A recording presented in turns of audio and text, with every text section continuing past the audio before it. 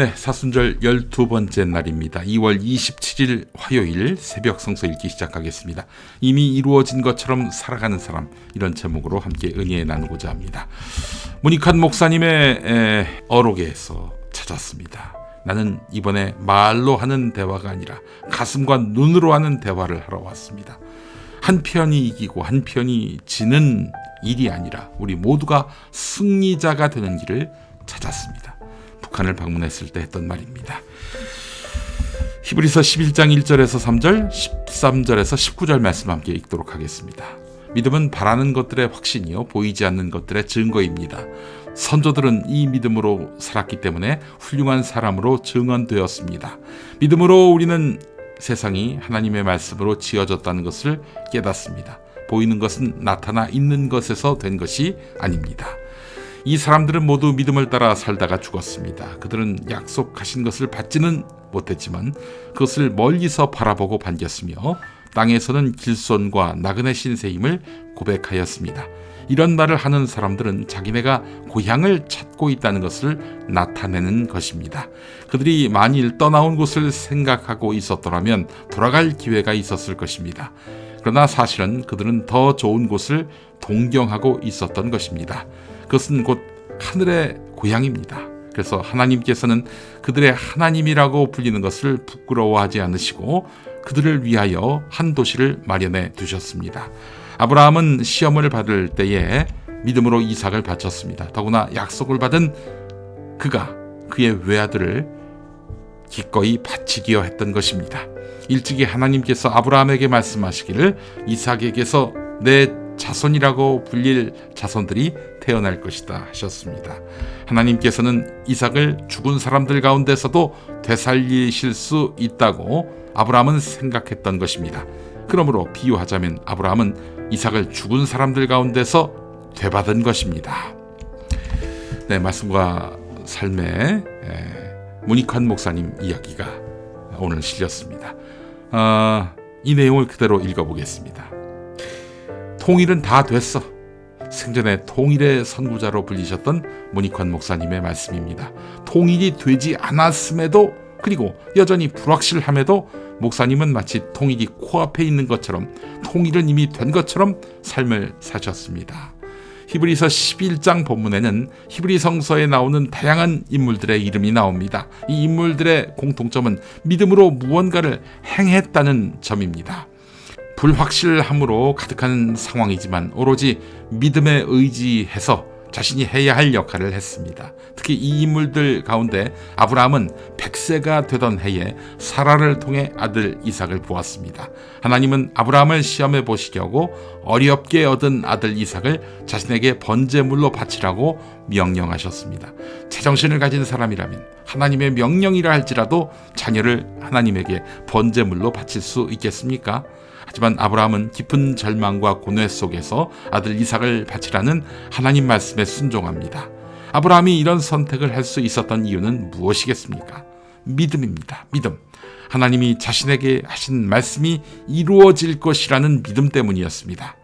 이런 믿음으로 살았던 이들이 하늘에 있는 더 나은 본향을 찾는 사람입니다.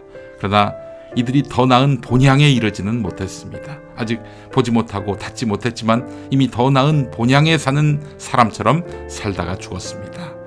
그렇게 믿음으로 하나님의 말씀을 실천할 수 있었습니다. 현재 남과 북이 서로를 위협하며 벌이는 일들과 틀어진 관계를 생각하면 문익환 목사님의 말씀은 어리석고 섣부른 말처럼 보입니다.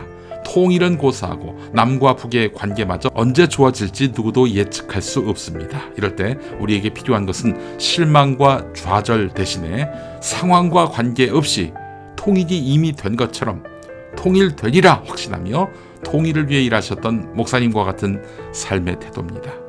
오늘날 하나님 나라를 이루기 위해 애쓰는 살아가는 성도는 아브라함처럼 말씀이 이루어질 것을 믿으며 이미 하나님 나라가 이루어진 것처럼 오늘을 살아낼 수 있어야 하겠습니다.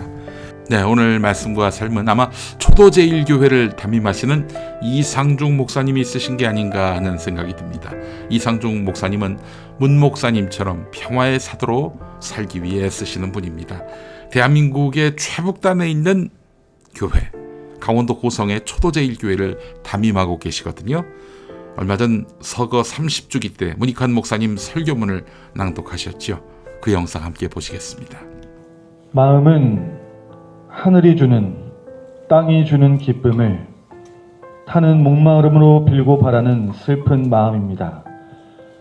그렇기 때문에 마음은 슬픈 만큼 마음인 거지요. 슬픈 만큼 크고 깊고 넓고 강하고 맑고 뜨거운 거죠. 슬픈 만큼 마음은 기쁨의 셈이요 원동력이 되는 겁니다. 슬픈 만큼 마음은 분노합니다. 나의 사랑하는 사람들의 기쁨을 앗아가고 행복을 박살내는 검은 손을 도끼로 내리찍습니다. 그러나 슬픈 만큼 마음은 모든 것을 얼싸안아 줍니다. 내 안에 어머니를 못살게 굴고 내 누이를 짓밟고 내 남편과 아내를 죽이고 내 가슴에 창을 겨누는 원수의 손을 잡고 눈물을 글썽입니다. 마음은 슬픈 만큼 맑아짐으로 사심없이 사물을 볼 수 있게 합니다. 아프기만 한 마음은 보이지 않는 악의 뿌리, 모든 불행과 비극의 원인을 볼 수 있게 합니다. 참 해결의 길이 어디 있는지, 그것이 무엇인지 간파할 수 있습니다. 불의와 악의 악순환, 불행과 비극의 악순환이 어디서 생기는지, 그 악순환을 푸는 길이 어디 있는지 볼 수 있는 마음은 오직 진정으로 슬픈 마음일 뿐입니다. 저는 그런 마음을 예수에게서 찾을 수 있었습니다. 예수의 마음에서 하느님의 민모를 큰 슬픔을 볼 수 있었어요. 그것은 끝이 보이지 않는 하느님의 마음이었습니다. 100억 광년으로 헤아리는 우주도 작은 뒤뜰하게 지나지 않는 하느님의 무한대한 마음이었습니다.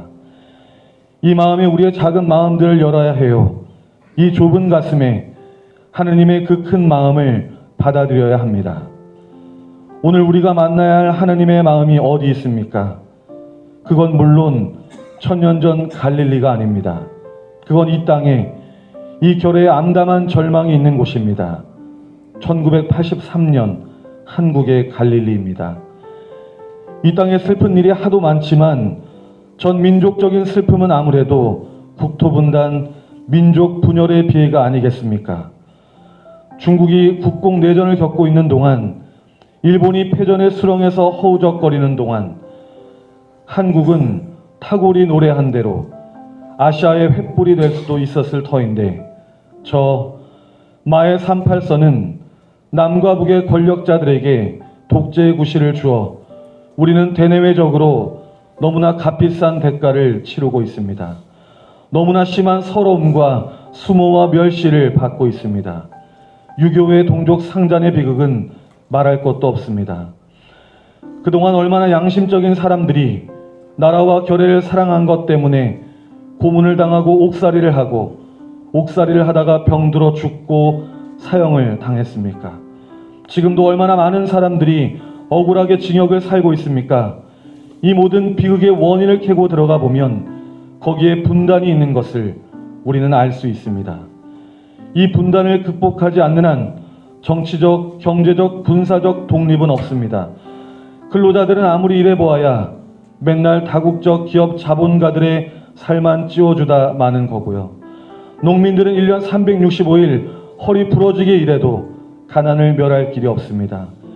이 비극을 극복하는 길은 분단을 극복하는 데서 시작이 됩니다. 그리고 그 길은 민족의 비극을 깊이 슬퍼하는 마음에서밖에 열릴 길이 없습니다. 이제 다 같이 예수의 슬픔, 아니 이 결의 슬픔에 몸을 던져 하나님의 큰 마음으로 죽어 민족의 절망을 폭발시키지 않으렵니까? 그리고 희망의 불기둥으로 치솟지 않으렵니까? 믿음은 바라는 것의 실상, 믿음은 이미 이루어진 것처럼 믿는 것. 네, 여러분도 그런 삶을 살고 계십니까?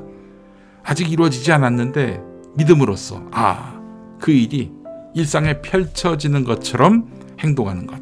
네, 꿈을 믿고 사는 그리스도인의 삶이어야 합니다. 자, 오늘 한번 환상 속에 그대로 살아보시면 어떨까요? 기도하시죠. 하나님 나라를 이루기 위한 여정에서 현재 상황이 우리가 바라는 대로 이루어지고 있지 않더라도 상황과 관계없이 이미 이루어진 것처럼 살아갈 수 있는 아브라함과 같은 믿음을 우리에게 허락하여 주옵소서. 예수 그리스도의 이름으로 기도합니다. 아멘. 히브리서 11장 말씀을 본문으로 한 찬양, 전에 한번 소개해드렸는데요. 천민찬, 정예선 두 선교사 부부가 만든 노래 믿음을 내게 주소서 함께 들어봤으면 좋겠습니다. 한국기독교장로회 총회교육국이 만드는 말씀과 삶으로 함께하는 새벽 성서 읽기.